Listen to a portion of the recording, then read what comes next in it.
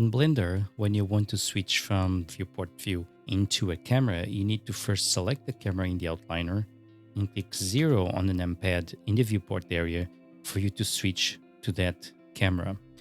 But if you select a different camera, it stays on the previous camera. If you want to switch to another camera, you need to come to the outliner and double click on the object data icon here, which is this green icon. So if I double click, I switch to that camera. Fortunately, there is an add-on called Auto Camera Switcher that can automate this process for us. You can get this add-on from extensions.blender.org. I'll leave the link in the description below. And for you to install it is very easy. Just click on the Get Add-on and drag it into Blender. In my case, I already have it installed. So let's have a look into how we can work with it.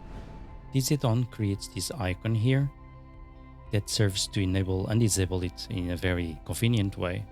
So by clicking on it, now let's click 0 to move to the active camera or to the selected camera.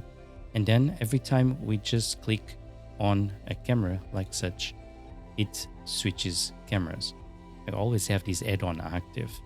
I hope you found this useful. Thanks for watching. See you on the next one.